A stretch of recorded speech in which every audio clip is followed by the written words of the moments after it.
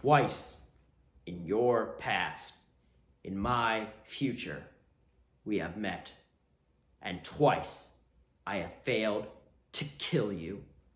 How did you survive? Tell me everything. The longer you talk, the longer you stay alive.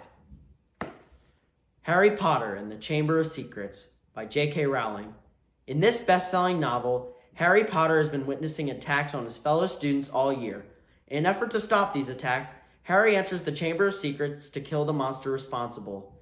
After defeating the monster, Harry comes face to face with Tom Riddle, the man who's been controlling the monster. Tom Riddle? Harry stared at him.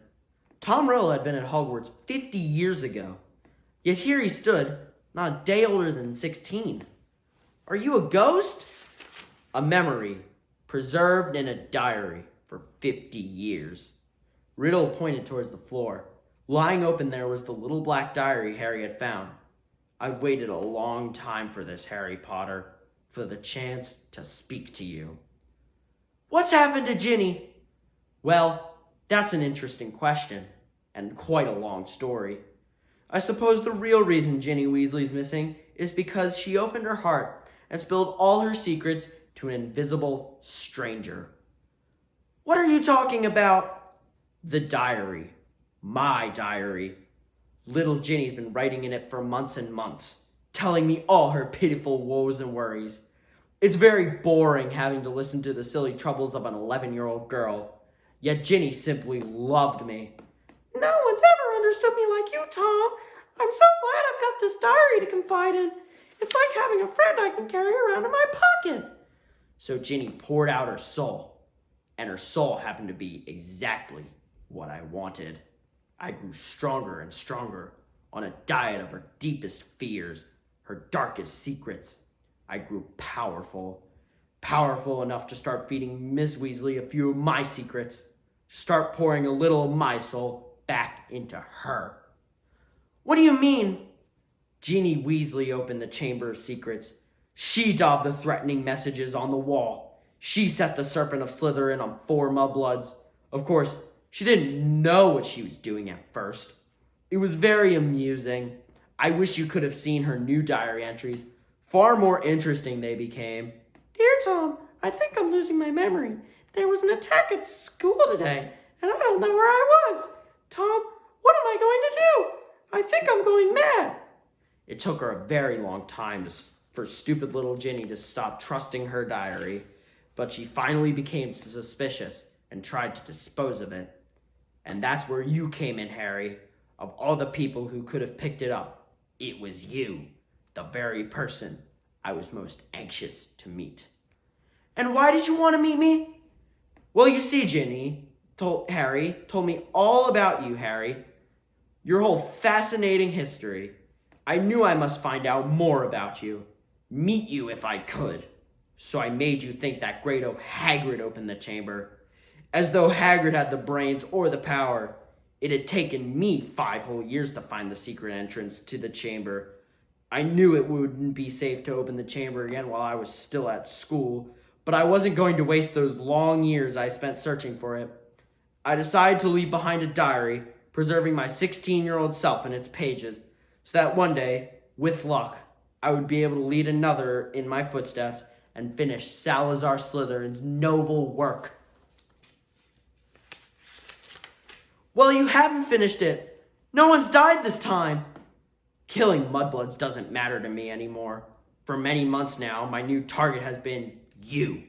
I knew what I must do. I made Ginny write her own farewell on the wall and come down here to wait. She struggled and cried and became very boring. But there isn't much life left in her. She put too much into the diary, into me. Enough to let me leave its pages at last. I have been waiting for you to appear. I knew you would come. I have many questions for you, Harry Potter. Like what?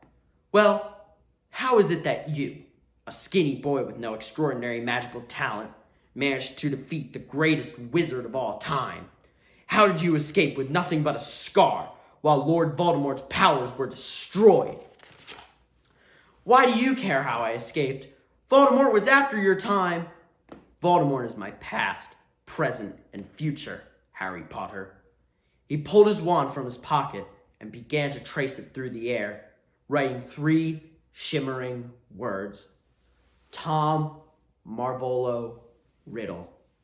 Then he waved his wand once, and the letters of his name rearranged themselves. I am Lord Voldemort. You see, Harry, I fashioned myself a new name, a name I knew wizards everywhere would one day fear to speak. When I had become the greatest sorcerer in the world. Harry's brain seemed to have been jammed. He stared numbly at Riddle, at the orphan boy who had grown up to murder Harry's own parents and so many others. To business, Harry. Twice, in your past, in my future, we have met. And twice, I failed to kill you. How did you survive? Tell me everything. The longer you talk, the longer you stay alive. Harry was thinking fast, weighing his chances. It looked bad, but if it had to be a fight between him and Riddle, better sooner than later. No one knows why you lost your powers when you attacked me. I don't know myself, but I know why you couldn't kill me, because my mother died to save me. My common muggle-born mother. She stopped you killing me, and now you're a wreck. You're barely alive. That's where all your power got you. You're in hiding. You're ugly. You're foul. So your mother died to save you. Yes, that's a powerful counter-charm. I can see now. There's nothing special about you after all.